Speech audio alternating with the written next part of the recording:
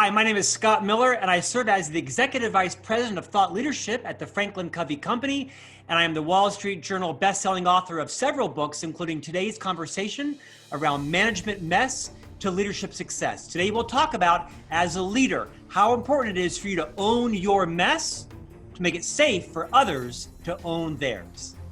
Congratulations! You are tuned into Dov Baron's Leadership and Loyalty Show, the #1 podcast for Fortune 500 executives and those who are dedicated to creating a quantum leap in leadership. Your host, Dov Baron. He's an executive mentor to leaders like you, a contributing writer for Entrepreneur Magazine, CEO World, and he's been featured on CNN, Fox, CBS, and many other notable sites. Dov Baron is an international business speaker who was named by Inc. magazine as one of the top 100 leadership speakers to hire. Now, over to Dov Baron. Welcome, dear friends, fans, and fellow aficionados of leadership excellence. Thank you for joining us on this episode of Leadership and Loyalty Tips for Executives. Let me ask you, what do you need to do to uplevel your leadership? On paper, leadership and management seem to be pretty similar. But in truth, management is not leadership. And you've got to know how to elevate your game to turn your management mess into leadership success. So stay tuned, because that's exactly what you're going to discover how to do on this episode. I'm your host, Dov Baron. I am the Dragonist, and I'm here to assist you tapping into the one thing in your business that changes absolutely everything by transforming meaning into action. To find out more, you can simply go to dovbaron.com. That's DOVBARON.com. This episode of Leadership and Loyalty is brought to you in part by Magcast. That's Magcast. Now, imagine having your own industry magazine. What would that do for your authority? Whether you're a coach or a content expert or an emerging brand, it's hard to stand out from the crowd. So what if there was a proven way to increase both your perceived authority and your professional status in the eyes of your market and be able to do it all at once? This is your way to going from being invisible to getting a meeting with absolutely anybody that you want. To find out more, simply go to magcast.co. That's magcast.co, where first-time publishers create thriving magazine businesses. Remember that you can chat about this episode or any past episode by going to either our Facebook or our LinkedIn groups. Just look for the Leadership and Loyalty podcast. If you're a new listener, new viewer, I want to thank you for joining us. Strap yourself in. We're about to go full Monty. As always, you can find us on Apple Podcasts, Spotify, iHeartRadio, or wherever you tune into your podcasts. And we always need your help in staying relevant, so please get over there, rate, review, and subscribe to the show. We'd really appreciate it. If you're a regular listener, big thank you to you for making us the #1 podcast globally for Fortune 500 listeners, with a potential reach of 2.5 to 4 million listeners for every single show. We're honored and grateful to be cited by Inc.com as the #1 podcast to make you a better leader. You can also find us on Alexa and Google Home by simply saying play Dov Baron podcast. And you can even find us on local radio stations across the United States and on Roku TV. All right, let's strip it down and dive right in. Do you sometimes feel like you weren't perfectly groomed for the leadership role? That somehow there's a lot of mess for you to clean up when you stepped into it.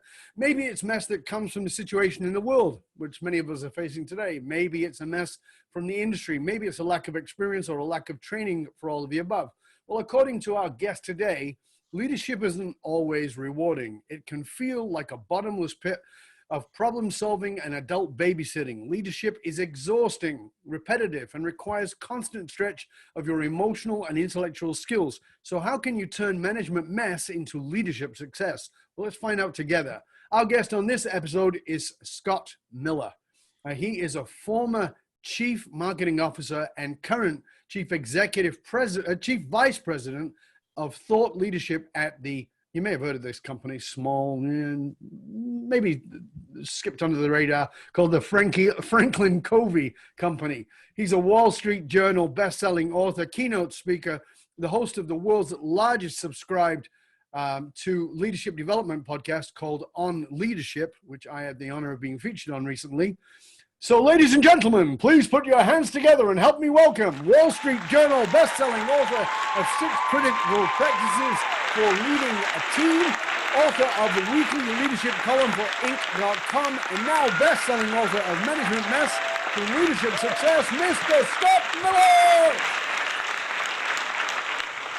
Thank you for the invitation. I fear that your background represents your leadership style, concise, clear, and mine is sort of like a muddled mess back here. There's some metaphor going on here. I am saying nothing.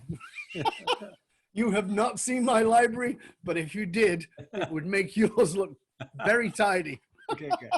Good. I'm glad you're here, mate. Thank you for joining us. I really appreciate it. Oh, such a pleasure, an honor. Like you mentioned, you were a guest on Leadership Podcast that I host for Franklin Covey. You crushed it. We've aired 110 episodes. I told you on air that you were my favorite guest, and we've had Pulitzer Prize winning authors, 4-star generals, #1 best-selling authors. Your ability to condense leadership concepts into practical conversation is remarkable. So I'm like in the presence of a giant today. I'm honored to be on your podcast, Dov. Oh, all right. Well, I'll just remove this smoke machine from my ass. No, not hardly. No. Thank you, Scott. I stopped doing that 25 years ago. I know. I'm just teasing you. Thank you. So here's where we like to start, because I think that in many ways leadership is influence. Whether we know it or not, we're leading by influence, whether you're a parent or a teacher or an uncle or an aunt or a CEO or whatever it is. So who is someone that we might not know, someone we might not even consider, who's had a major influence on your leadership? Because oftentimes it's those unnamed people, you know. That's my wife for sure, Stephanie Miller. You know, I was single till I was 41. I'm 51 now. And I'm entering my 11th year of marriage. We have 3 boys, 6, 8, and 10, who you might get a flyby here today. So I apologize in advance. Stephanie's a stay-at-home mom, full-time house manager by choice. This is her career. And has never really had a professional career early out of college. But, you know, she got married fairly young, and there's about 12 years between us. But Stephanie's maturity, her negotiation skills, her sort of like moral compass is very strong. She's had a pronounced impact on my formerly sort of rogue style. You know, she'd say, "You're going to say what? Don't say that. You're going to do what? You can't do that. You're going to wear what? You can't wear that." So Stephanie's had an understated but really significant impact on accelerating my maturity as a leader. That's a very interesting statement, isn't it? Accelerating your maturity, because I think that is, for me, sadly, I think it's one of the greatest lacking things in leadership is, you know, I've talked about, you know, people have read Daniel Goleman's work or whoever it might be around emotional intelligence, and they think of emotional intelligence is emotional maturity. It's not. No. Emotional maturity is vastly different and has got nothing to do with age. Right? Sadly, right? I mean, I've met some emotionally mature 15-year-olds and I've met some emotionally immature 60-year-olds. So it's not really chronological. And it's interesting. What do you think it is about Stephanie's way of being that gave you that emotional maturity as opposed to just emotional intelligence? Well, she's a very patient person. And she, it's a great question. Patience just screams. She doesn't react to other people. You know, she's quite deliberate at formulating her response. She doesn't get drawn into kind of foolish conversations. She doesn't feel the need to respond to every circumstance or every crisis. You know, she'll separate herself. And I used to think it was a weakness. I used to think it was her being sort of shy, retiring. She doesn't like conflict, but she also isn't fool enough to be drawn into every kerfluffle or every scuffle or every political conversation. She manages her brand quite deliberately in terms of when she's fearless and when she's reckless. I spent too much of my early years thinking I was fearless, acting reckless with my brand, with my reputation, with other people's feelings. And Stephanie is never reckless. She'll step away and disengage before she'll move into being reckless with her own reputation or with somebody else's self-esteem. And I really admire that in her. You know, we could stop the show right there and go, that's it. That's the point, right? That's the point.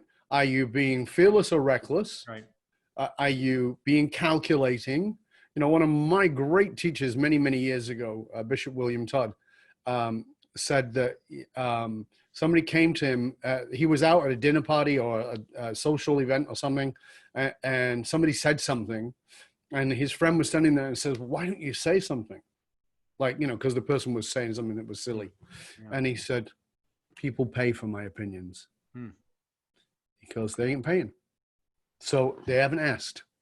And it was this same thing, you know what? It's not my fight. And until I'm invited in or paid to come in, I'm out. And that is so rare.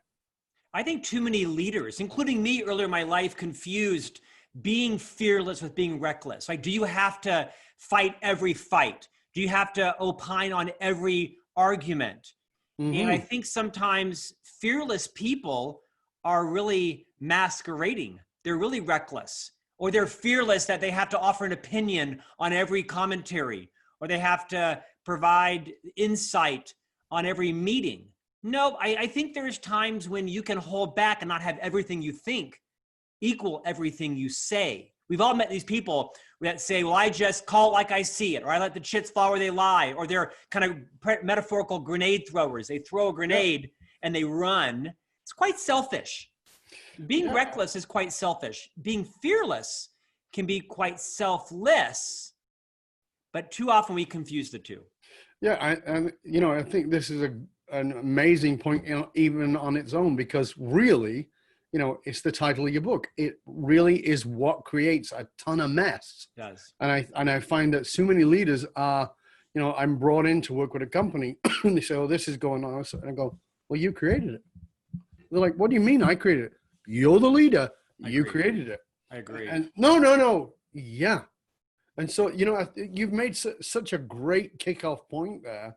Like, let's separate this idea of reckless running your mouth because you need to hear your own voice versus taking a step, thinking about it. I mean, I think that it can come with age, but not necessarily. But I love that you've learned that from your wife. That's awesome. Thank you for sharing that with us. So let's jump into the title of your book, which is Management Mess to Leadership Success. So what do you see as some of the major misunderstandings of someone who's been moved from management to leadership that ends up creating not only a mess, but a ton of stress? What is the most common sort of major misunderstandings there? Well, I wrote about 30 of them. The tagline of the book is 30 challenges to become the leader you would follow. So Franklin Covey has been in business for 40 years. We're a global company. I've been in the firm for almost 25. We've seen millions, hundreds of thousands of messes and successes. So I curated 30 of them with some colleagues. And I think one of the biggest ones is this idea around declaring your intent. I love one of our co-founders said, nearly all, if not all, conflict in life comes from mismatched or unfulfilled expectations. And I think that's actually quite wise. You look at the conflict in your life, Dove, with your mother-in-law, with your boss, with your investor, with your vendors, with the receptionist. Most of it's because somebody else is expecting you to do something and you don't meet their need, or vice versa. Absent facts, people make stuff up. So as a leader, it is imperative that you actually declare your intent, because people will ascribe motive to your intent if there's a vacuum. So it often takes leaders the need to move outside of your own comfort zone to actually use the words, Dove, my intent is to help you lead your project on time and on budget. I do not want to delay it. And Dove, there are 5 questions that I have that I need to get answers to before I can help you. But as soon as I have answers that are satisfactory, I will be your biggest champion. Now, Dove, you can't leave that conversation thinking I'm trying to hold you back. I've declared my intent. My intent is to help you. So I think with leaders, it is super important not to let people guess about or make up their own suspect intentions. Everybody's got an agenda. All of us have agendas, hidden agendas. Some are more deep, some are more sinister, some are more serviceable, some are more noble, right? Having an agenda doesn't mean you're a bad person. It means you're a person. So this idea of declaring your intent up front allows other people to understand your expectations. What do you expect quality to look like? What do you expect a successful event, product launch, recruitment process, right? The more you are clear on your intent, the more people are likely to match it. And the same is true. The more you are clear on someone else's intent, whether it be around, what the casserole should look like for the dinner party, right? What the landscaping should look like, what the car washing, you name it. Most of the conflict in our lives comes because we've not taken the time and deliberation to clarify our intent and listen to others. Speaking of which, listening is the third challenge, right? I talk about in the book that listening is an underrated leadership competency. I think most leaders, Dov, like me, have spent most of their professional career being trained to be really powerful verbal communicators, right? We're always in influence mode, in sales mode. We're always telling, clarifying mission and vision and values. And that's a part of being a leader, right? Is to communicate. Most people say you can't over communicate. I actually think you can over communicate. Definitely. Look at the president of the United States right now. I think he does over communicate. Yeah, if you do 110 tweets, it's absurd, right? It's absurd. Between right? 8 p.m. and 1 a.m. Politics aside, he's an expert on everything. That's an example. It's a great example of over communicating. It is. Because it creates noise. It is. It's a fog machine, and he always has to roll it back. I wish he had better advisors to help channel his brilliance to actually be a better leader, said to every leader ever. But here's why I mentioned this. Number 3 is around listening. Most of us listen with the intent to respond, not with the intent to understand. So as a leader, few of us have any education around, being a great listener. Harvard Business Review did a study once that showed that the average age, Dov, that someone is promoted into their first management position, age 30. But the average age that same person receives their first formal leadership development training, age 42. And that there is a 12-year gap where well-intended people like me that were promoted from being an individual producer into being a leader are just, making it up. We're wrecking havoc across cultures and processes and systems. And we're not bad people. We're just people without development and training.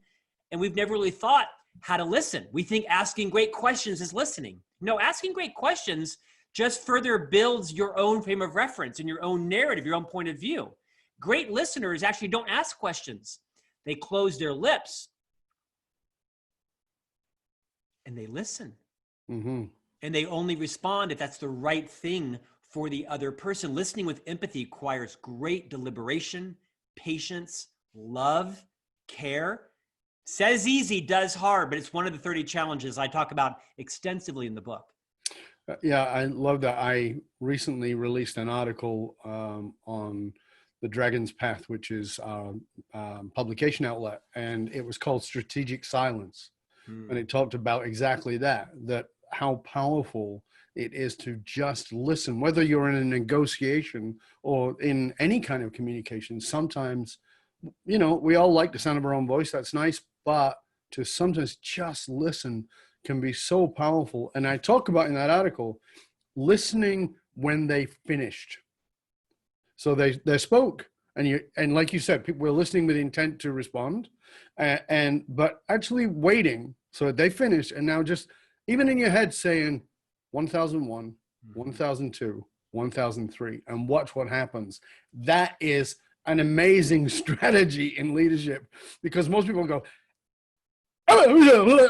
more stuff will just pour out of their mouth if you just wait 3 seconds. It's powerful.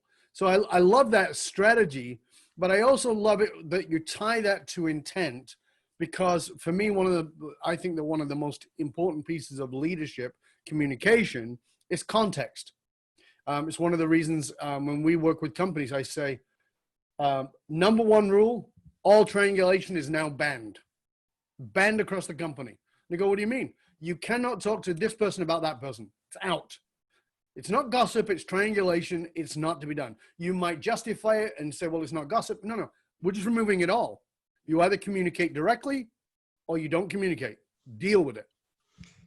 That is a profound thought. It is the biggest cancer in every organization, whether it is Subway, a dentist shop, or it's Oracle. I don't care how big or how small your organization is, colloquially known as gossip. You call it triangulation. Dr. Covey, who of course is the co-founder of our firm, wrote the book, The 7 Habits of Highly Effective People. He said, amongst many profound things, he said, you build trust with those who are present when you are loyal to those who are absent. And I think it is a necessary leadership competency to where you are only speaking about other people as if they were standing or sitting right in front of you. And as a transition figure in a culture, which of course leaders are the linchpin of cultures. Yeah.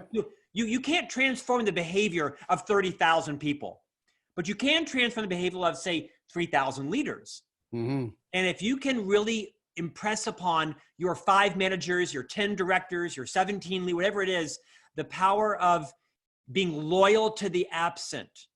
Because Dove, if you're talking to me about Lisa and you're trash talking Lisa, what I'm thinking is Dove's going to do the same thing about me tomorrow. Of course. Yeah. And it destroys trust in an organization. Yeah. I'm so pleased you brought that up. Thank you. I mean, it's because for me, it's so clear to what you're saying about this. State your intent, be really clear about that intent. And not my intent is to take a dump on that person, but like just to have a clear intent about where you're going, what it is you're doing, and really listen is so vital for creating context. You know, you mentioned it earlier in my book. I referenced an interview I had with Deborah Tannen. She's a famous linguistics expert out of Georgetown. Wrote a bunch of books, was a phenomenal bestseller in the 80s and the 90s. And Dr. Deborah Tannen says that every human being has a metaphorical silent alarm clock. When someone else is talking, it goes off in our head. And it goes off in our head, and that's when we interrupt people. Because we think they should be done, or we want to move the conversation faster, or we're uncomfortable with what their point of view is, so that when that metaphorical alarm clock goes off in our head, we tend to interrupt. It's quite selfish, right? And that, just like you said, she said, count to 8 or 10. She says, close your lips, don't form a word. And it's in that 8 or 10 seconds that if you can resist the temptation of asking any questions or even saying a single word, that the other person will either land their point, speed it up, or might even divulge something especially vulnerable or valuable that really is the point of the whole conversation. I think, to your point, if you can be patient and respectful enough to the other person to resist the temptation to interrupt, invalidate, clarify, probe, interject, you name it, right? It's such a gift. It's really the difference between loving someone and not caring about them. And I think it's an appropriate word. I think people don't quit leaders who love them. We know the phrase, people quit, bad leaders and corrupt cultures. I think there's some truth to that. Sure. But people don't quit leaders who love them. People ask me all the time, why have you stayed 25 years at Franklin Covey, Scott? Well, it's not from no options. I have lots of options. But Dove, the CEO, loves me. And he loves my wife and my family. He cares about me. We disagree about things, of course, right? All the time. But we're respectful. But he really, he cares about me and my contribution and my success. So I can't quit him. Yeah, I totally get it. One of the things that we speak to leaders about constantly is if you don't love your people, someone else will. It's very simple. Because my background is I started out as a therapist and a counselor. And I used to say to couples, if you don't love him the way he needs, someone else will. If you don't love her the way that someone else needs, someone else will. So, don't take it for granted. You can't afford to do it. And in the war on talent, we have to not just go through the motions. We have to find out. Because one of the questions I ask leaders to ask is, what could I love about this person? They drive me nuts. They piss me off with this and with that, and this frustrates me. But what could I love about this person? And start your conversation there, and everything else will get easier. But you gotta start there, because there are members of my own family who I don't particularly like, but there are things I could love about them. So I focus on that, and I stay in that lane. This is why your podcast is the #1 podcast in its space worldwide, because of your wisdom. you said something there that I think is so replicable in organizations, right? This idea that people are an organization's most valuable asset, it's not true. People are not a company's most valuable asset. It is the relationships between the people that is your killer application, because Dov can have a master black belt in Six Sigma, and Scott can have an Oxford Rhodes Scholar degree. But if Dov and Scott can't get along, can't compliment each other, can't forgive, can't pre-forgive each other, can't find value, I don't need them. No. So as leaders, I think one of your top jobs is to build these interpersonal high trust relationships where you build a pre-forgiveness culture, where you build a complimentary culture, where you build a culture that lacks triangulation, to quote you, because people are not your most valuable asset. It is the high trust relationships between people. That's what separates you from everything else that can be copied. Your logo, your supply chain, your pricing model, your marketing scheme, your tagline, it all can be stolen, and it is right now, and being copied. Yeah. What is going to differentiate every leader is, can they, to quote Liz Wiseman, who wrote the book Multipliers, can they resist being the genius in the room and rather be the genius maker of others? I struggle with this, Mr. Dove. For 25 years, I felt like I had to be the smartest person in the room. And as a result, I built my own career, but I think the company suffered. I think our clients suffered. I think I was incapable of hiring people who were more talented than me because I was fearful and jealous, paranoid that they would eclipse me. And then honestly, I got in my late 40s. I'm a late bloomer, bro. And I realized that's not my job. My job is to attract and retain great talent, love them appropriately, and then the job is half done. The next sign is to then pollinate them around the organization, not just hold on to them. Because if Scott's got 15 great people in marketing and I try to keep them there, they'll leave. But really, I think great leadership is around surveying the landscape in the company. Who did I help move over to operations? Who did I move to the Taipei office? Who now has moved from being a consultant to being a sales leader? Who did I help move out of the firm because that was best for them, and they moved into another organization and they're blossoming and grooming outside the company? Says easy, does hard, but I've learned that the hard way, and it's made me, I think, a much more effective leader. So again, thank you for this, because this is superb. This is one of the things that I talked about in Fiercely Loyal. You and I talked about it. Is you've got to love your people enough to recognize if they're in the wrong place. And sometimes I see this in leaders. There's a shortage of talent and they want to hoard. And as you just talked about, it's about moving them inside of the organization as well. And so not just inside of your operation, but inside of another department. It's like, you know what? You're really struggling here, Fred, with this, but you have magnificence with that. Why aren't you working over in operations? Why aren't you working in sales? Because you've got just such an ability there. How do you feel about going over there for a month and trying it out? You're not losing your job. We're just moving you over there. If you like it and you want to stay, we can do that. If you don't, we can come back and we look at something else that's better for you. Or, as Tony Hsieh said, let's move you out of the company to something that's better for your heart and your soul and feeds your happiness. Because as I talked about in that book, they become evangelical for you. They go, it wasn't really a fit for me, but Scott is awesome. He's a great boss. And I think you'd do really well, Franklin Covey. You should go talk to Scott. Like, that's what it's actually about. But again, you just said it before. It's relationships. It's the commitment to the relationship. And I still think most leaders don't get it. I know managers don't generally get it, but leaders don't get it. They think it's about telling people what to do. And I think the number one job of a leader is relationship. I've always said leadership is spelt with an R first. Relationship, right? So how do you get that across in this book? Because I know that so much of your book is about cleaning up that and moving people forward. How do you get them to step into that?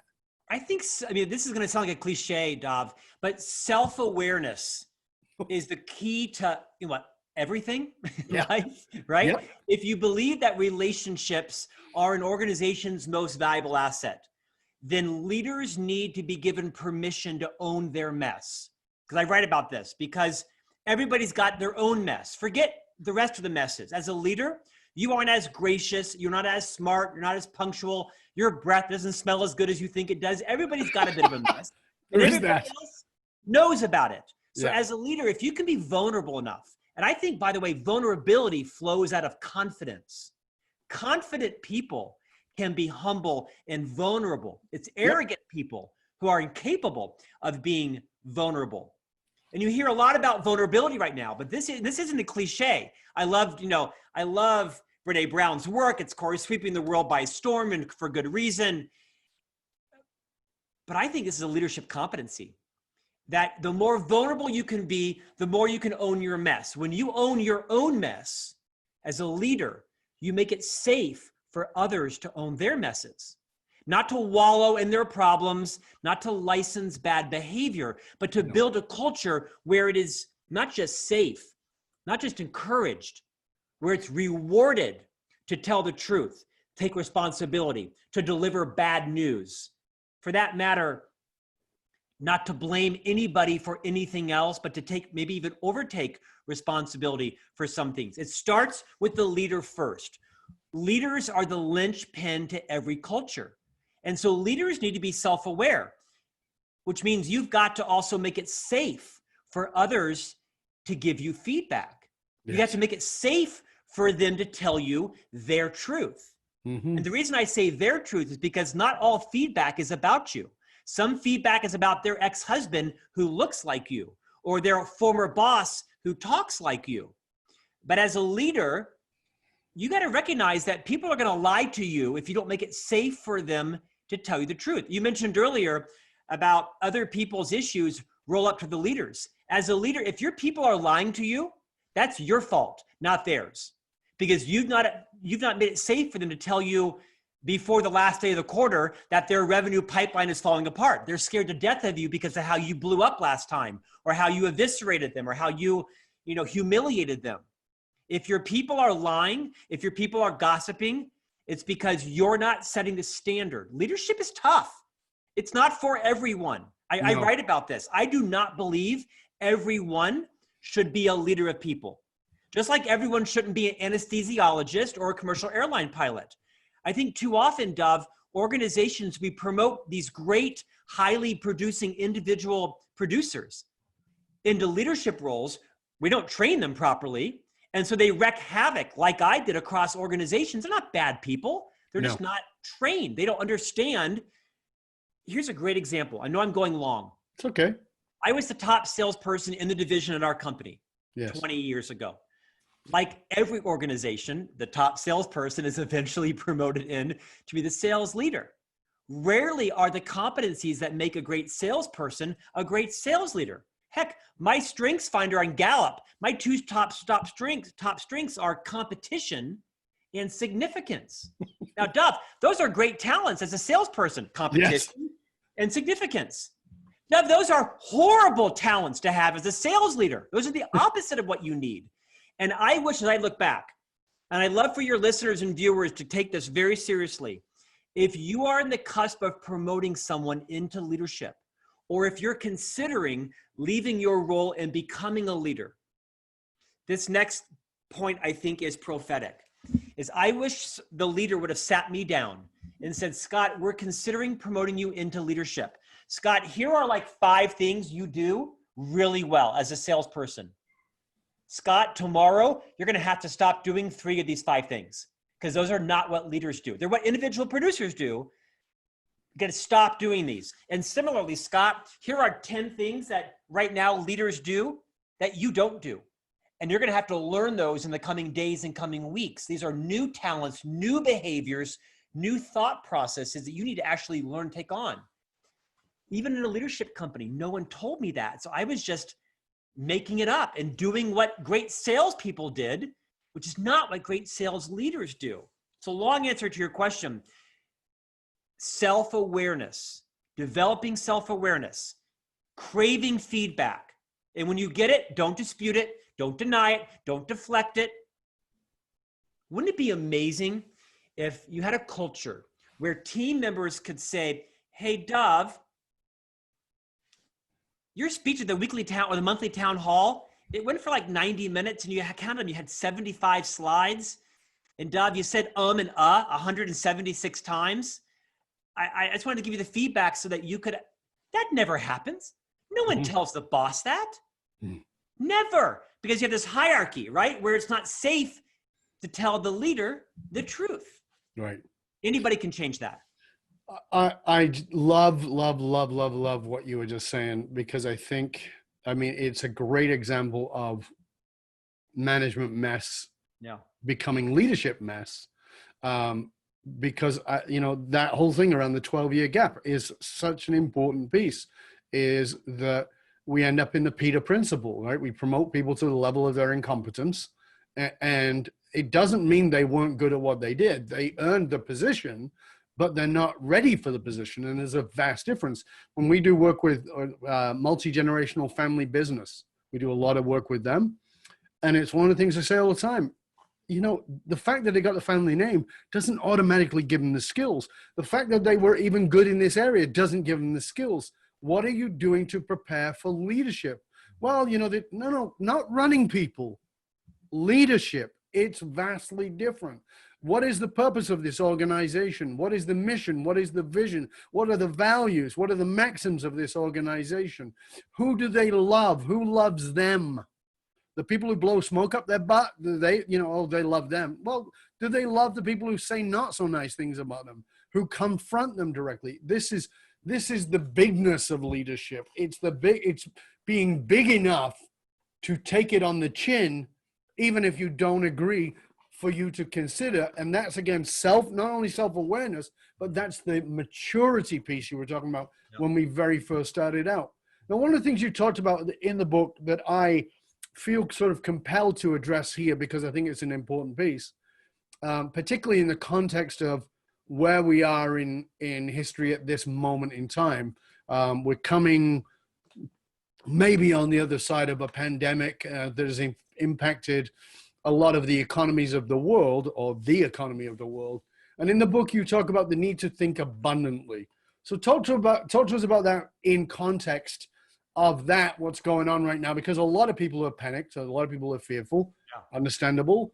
There's a downturn in the economy that could be devastating. We don't actually know yet, but it's not looking so great. Unemployment's crazy high.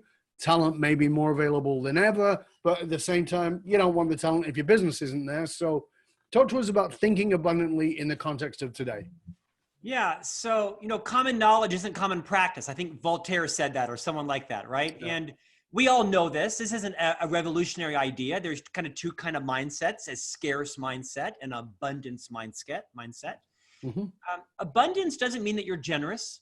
Abundance doesn't mean that you necessarily put, more money in the church or collection plate or to the mosque or to the synagogue, right? That's generosity. An abundance mindset is a fundamental belief, a paradigm that there is enough, that there's enough for everyone. Mm-hmm. Enough money, enough food, enough wheat, enough paper clips, enough credit, enough fame, enough love, enough attention.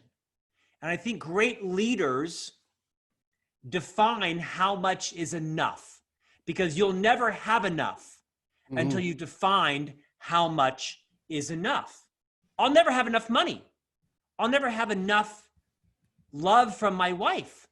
I'll never have enough budget from the CEO until I've defined how much is enough, because you're always on a perpetual hunt. You're always digging for more to fill the metaphorical hole in your ego, in your reputation, in your leadership trough. So an abundance mentality is just that. It's a mindset, and it's difficult in normal times, let alone in a pandemic where you're thinking about, do I need more toilet paper? Are the pork plants shutting down in America? Do I need to go stock up on chicken breast, right? Do I need more gloves and more masks? I mean, it's a natural common emotion. And I don't think that being scarce means you hoard, but being scarce is a natural tendency driven by fear. Mm-hmm. All of us are fearful, right? I mean, I think it's reasonable to be fearful. I'm scared. I've got 3 boys that are 6, 8, and 10. I work in a consulting business. This is not a must-have life or death business necessity right now. I'm scared. Mm-hmm. I'm not paralyzed Right. because I have an abundance mentality, because I've spent 30 years helping other people build their careers. I've spent 30, 40 years helping people grow and build their skills. And I anticipate there'll be some reciprocity in life. Someone will help me out if I need it someday. But this idea of building an abundance mindset is a condition that we might have to wake up and recommit to every morning. You know, most of us think of love as a noun. Love is a verb, right? You choose to love your spouse or your partner or your kids or your neighbor or your mother-in-law. You choose to love them every day. Sometimes in spite of what they said at the picnic yesterday, or in spite of the fact that they didn't pay you back the money they borrowed and have never mentioned it since then. You choose to love them. I think you choose every day to have an abundance mentality. And it doesn't mean that you become a martyr or a victim, that other people eat and you don't, that other people get a full tank of gas and you don't, right? Because that doesn't help anybody. Because becoming a martyr and a victim means that you then will punish people and you'll retaliate. And there's a slippery slope there. I think impactful leaders define how much is enough. I think spouses, partners define how much is enough. Because otherwise you'll be on a perpetual hunt for everything and you'll never be fulfilled. So I fully agree with you that we have to define, you know, if we're sitting down with somebody and say, well, you know, what is the definition of success? You know, they will ramble on forever, or they actually have nothing to say. I don't know. So I think you're absolutely right. There's a need for definition of enough. But I'm really interested in serving the person right now who is freaking out. Yeah. You know, they're freaking out and they're going, listen, I got a job here. I got kids. I got a mortgage. I got X, Y, and Z. How would you guide them, Scott? Help us out here.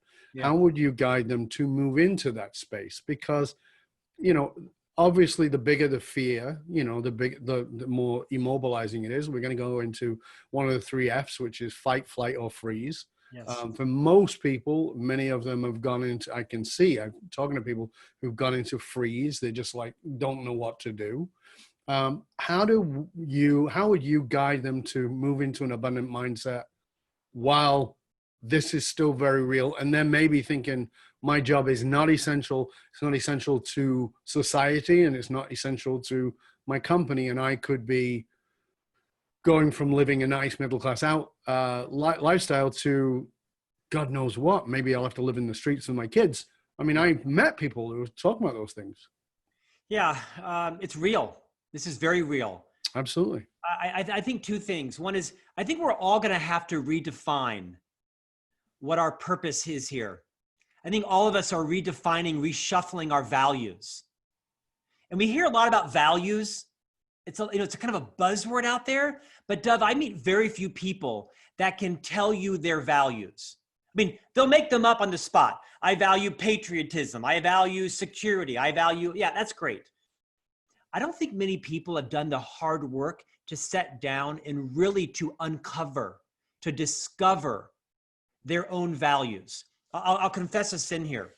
I've worked for the Franklin Covey Company for 25 years. Dr. Covey passed 8 years ago. One of his many legacies was this idea of writing a personal mission statement. We have hundreds of millions of people that have written personal mission statements. It never resonated with me because I was a single guy in my 30s. What was my mission? I don't know. More champagne, more trips to Venice. I don't know, right? I have more tennis. I don't know. But as a single guy, I had no idea what my mission is. But then I heard our other founder, Hiram Smith, who invented the Franklin Planner and the Franklin planning process. He gave a speech once to our company, and he talked about the power of knowing your own values. And I went home. I literally went home from a conference at the Navy Pier in Chicago, Illinois. And I spent several days over a weekend really clarifying my values. Mm-hmm. And that was about 14 years ago. PhilPal, P-H-I-L-P-A-L, purpose, health, integrity, loyalty, positivity, abundance, and learning. These are my 7 values, and I'm very clear on them. And I can tell you them today, just like I can next week. I won't make them up because it sounds good at a dinner party. I'm very clear. And how I spend my money, how I raise my kids, how I search for my professional income is all aligned to my values. And so if positivity is one of my values, then I wake with that in the morning. You notice positivity wasn't my first P. Purpose was my first P. Health, integrity, loyalty. None of those can be impacted by a pandemic. Purpose, health, integrity, and loyalty. That Mercedes in my garage might become a Subaru next year. Right. This large home might become a condominium next year, right? So none of those are my values. Right. I don't really value this big home. I don't really value my Mercedes. I don't really value a lot of things in life that I've built my life around. So I'd say to people, first, get clear on your values. I'll bet they aren't related to the stuff you have or the clothes you wear or the restaurants you eat at. Sit down, hierarchically organize your values. Secondly, let me tell you another thought. There's a great book written a few years ago called The One Thing. It's from the founder of Keller Williams. He wrote it with a man named Jay Papasan. One of my favorite books ever written. I'm going to slaughter it a little bit, but it basically is a book around deciding what is the one thing in your life. And they call it goal setting. And they have sort of your 5-year goals, your 1-year goals, your 1-month goals, your 1-week goals, your 1-day goals, and then what are you going to do right now? The idea is called goal setting to the now. 5 years, 1 year, 1 month, 1 week, 1 day, and right now. So I would offer to anybody who's paralyzed, who's fearful, who's frightened, who's in shock, what's the one thing you can do right now? What's the one thing you have control over right now? Definitely your mindset. But it might be that you might need to disrupt your skills and look for a different job. It might be that you need to have a garage sale and sell 80 things you don't need to buy food for your family next week. It might be that you have to go back onto the unemployment line and spend 2 more hours fighting for unemployment. It might mean that you have to go work 2 jobs. You might have to give something up that you thought you valued that you really don't. So much is within our circle of influence, and so much is in our circle of concern. And so I'd advise people, clearly differentiate what is in your circle of concern, the things that you care about, but you cannot influence. And what's in your circle of influence, the things that you both care about and you can influence. And those are probably things that are very, very few, but they're disproportionately valuable to the health and safety and welfare of you and your family. That is such solid guidance. I think that you're absolutely right. Very often, I know that in the work we do, most often people think they know their values, but they don't know their values. And when you question it, for me, one of the things we talk about is non-negotiable maxims rather than values. Because a non-negotiable maxim means it's not going to be negotiated even in a pandemic. Right. It's not going to be negotiated even in sickness or whatever it is, or bankruptcy or whatever it is, because that's where I stand. That's what matters to me. And, for me, again, purpose is right up front. My Dragonfire is the number one thing, as is, you just said, is yours, because the analogy I've given thousands of times is that if there is a dictatorial government that says, Dov, you can't do this, so Scott, you can't do what you do anymore. You can't do the podcast. You can't write. You can't consult. You can't do any of those things. And you've got to go work at McDonald's. And you go, well, that kind of sucks. And because it's not a great vehicle for me to go flip burgers at McDonald's. Yep, that's what you got to go do. And if I said to you, Scott, so now you're working at McDonald's, you're flipping burgers, what do you do? Oh, of course I do it. Because, by the way, my number one role in life is provider for my family. And I'm sure some people will have an opinion about that. But I have decided, I have a wife who is made a decision to be a full-time mom. So she's not developed the skills the last 12 years to go out and earn a strong living. She could if she chose to. I have 3 young boys that are dependent upon me for everything. So my number one role in life is provider to my family. Love, safety, security, resources. Dude, I'll go work 100 hours a week at McDonald's if I have to. Right, but while you're there, what are you doing? Say that again? While you're there, what are you doing? Well, I'm doing the best job I can in the moment because I might get promoted to be manager. But what I'm also doing is I'm serving everyone around me because I might meet someone who sees me being abundant and hardworking and they choose to promote me into their organization. I might be growing my skills. I'm showing gratitude for the job I have. I might be thinking about applying at UPS in the evening. I'm doing a lot of things. The number one thing I'm doing while I'm there is I'm doing my job that I was hired to do because people will watch me. The manager, the owner, the customers, the drive-through, somebody's going to pluck me out of there and join me to their company because they see me being the best hamburger flipper possible. So what I'm doing is I'm not jeopardizing that job, but I'm constantly thinking about what could be next for me. So now let me ask you, what's your purpose? Because you said that was number one. Yeah, you know what? I think my purpose, and again, you know, I kind of dislike people that always tell me what their purpose is. I mean that jovially because I'm kind of jealous.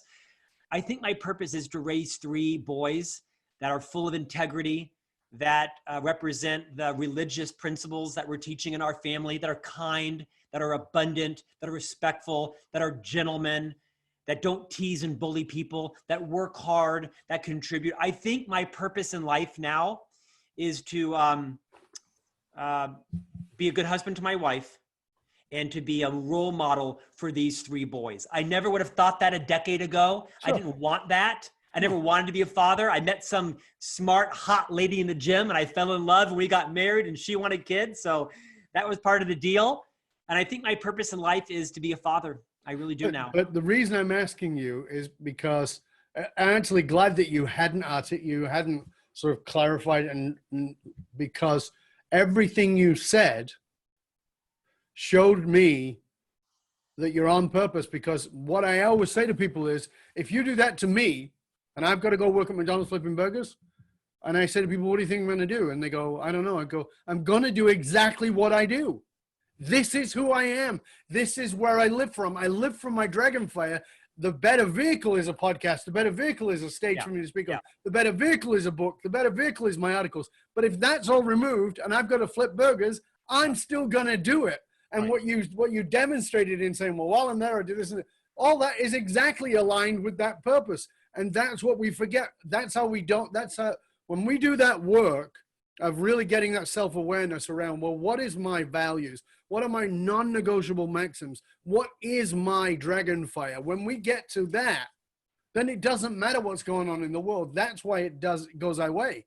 Because yeah, I can have moments of being freaked out just like anybody else, but I don't live there anymore.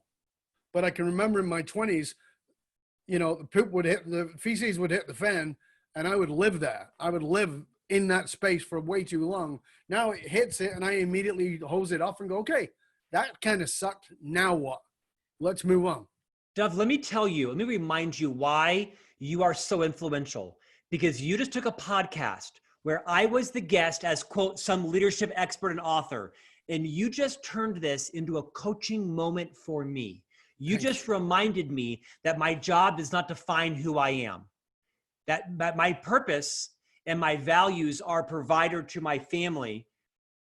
And you just reminded me that if I get fired from my job tomorrow, that doesn't crush my identity, because my identity is provider to my family and husband to my wife. And it might be flipping burgers. It might be working at UPS. It might be, you know, my boys don't care if they're in a Mercedes or a Subaru or a Kia. They just want love. And they want to be protected. And so you've given me a great gift in the midst of you interviewing me. This is why you are such an in-demand coach, my friend. Thank you. That is very, very kind. It's very true. kind, Scott. True. You know, we are already coming to the end of our time together, and I really appreciate it. And what you've offered has been extraordinarily valuable. I want to take it a little bit in a different direction for a minute. Tell us about Scott Miller, the kid. What were you like as a kid? Insecure, painfully thin, a victim of other people's views about me. I share a lot how in 6th grade, the principal of my elementary school, Mr. Wiley, I still remember it 40 years later, decided one day to hierarchically organize the class into advanced, middle, and slow. They called it that, advanced, middle, and slow. And Scott Miller got the short straw. So for a full couple of years, I was in slow science, slow math, slow reading, slow music. How is there slow effing music? And so I was raised to believe that I was kind of slow, not very smart. Can you imagine the damage that did on my self-esteem, my self-worth, my self-confidence, my SAT score, the college that I went out to? And so I'm very mindful of what we say and do and the impact it has, not just on our children, but on the people who work for us. Well, one of the things I've said for years, and I really believe with all my might, and as I said, we work at a lot of multi-generational families, but one of the things I say is, if you think you're a leader, let me ask you a quick, simple question. How do you treat these people respectfully like you're a parent? And they go, what do you mean? I'm not talking about talking down to them. I'm talking about being the example to them. How are you stepping up to be a parent who is the example? Because whatever you think you're teaching your people, the number one thing you're teaching them is by demonstration. My stepfather said, don't ever smoke while having a cigarette dangling out of his mouth and squinting his eye because the smoke was going in his eye.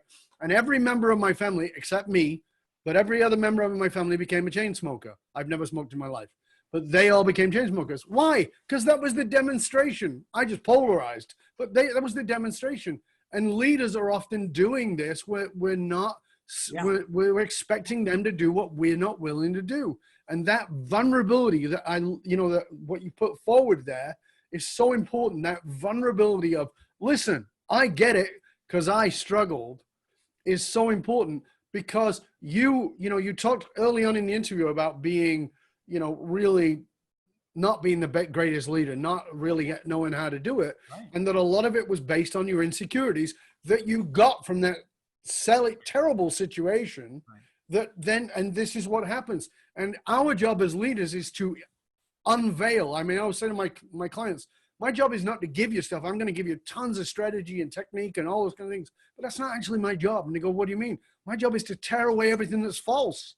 Actually make you peel off the nonsense, like that stupid headmaster who said, oh, well, you go into the slow. Let's peel that off because it's bull, and reveal the magnificent dragon that you are so that you can breathe fire into the world and take flight is a much more powerful thing, because everybody has that. Our job is to find it. And sometimes you can't find it in a person because they're in the wrong place. And you got to say, you know what, you got to go work for Scott, not Dov, because that's the place where you're going to shine. Because you're one of your maxims is this religious faith. It's not mine, but it's certainly Scott's. Go be with that. So you're growing and you're nurturing and you're marinating in this magnificence that's going to fire you up. Now, Doug, this is part one of a 4-part interview series because we have more to talk about on here. We'll have to come back and do some more. Listen, mate, I have loved this combo. Thank you so much. I really appreciate it. My honor. It's a joy. I love talking to you when I was on your show, and I've certainly loved having you on here. Before we finish, would you be willing to share with our listeners, our viewers, where they can find out more about you? I know you have a ton of valuable assets for people to tap into. Where can they find out more about you, about the book, and about all of your resources? Thank you, Doug. My wife says it's hard not to find me these days. That wasn't a compliment from her. You can find me on LinkedIn, Twitter, Instagram, Facebook. You can Google Scott Miller, Franklin Covey. You can visit franklincovey.com and click on the On Leadership tab and subscribe to our podcast, where you'll see, among many, our interview with Dov Baron coming out soon. So I'm out there. You can find me. Yeah. Listen, I highly recommend the book to everybody, and I highly recommend that they tap into Scott Miller. Again, thank you, sir. It's been a pleasure and an honor to have you on the show. I sincerely appreciate it. And for you, dear listener, You can hang out with other conscious leaders and chat about this episode or any past episode by going into either our Facebook or our LinkedIn groups. Just look for the Leadership and Loyalty Podcast. And it doesn't matter how successful you are. If your employees and your customers don't understand what gives your company meaning, you're only at a fraction of your true capability. To find out how you can hire me, Dov Baron, as a speaker or a leadership strategist for yourself or your organization, go to dovbaron.com. That's DOVBARON.com. Because unified meaning, or as we call it, finding your dragonfire, is the one single monolithic difference between greatness and average mediocre for individuals and for companies. I want to thank you for sharing this show with everybody you know. Till next time, stay curious, my friend. Stay curious about whether you're dragging management mess and into it to create leadership stress and mess. You're so much greater than that. Take the time to develop yourself. As Scott talked about, there's a 12-year gap between being promoted and being ready. And what I suggest to you is, as Scott said, take the time to ask the questions. What does it really take to lead? Not to manage, but to lead. Because there is magnificence within you. And when you step into that, when you claim that, then you become committed to loving your people and having them love you. I'm Dov Baron. I'm here to assist you tapping into your dragonfire to reach that next level of clarity, focus, purpose, and profit in your business, your life, and your leadership impact. And I am out.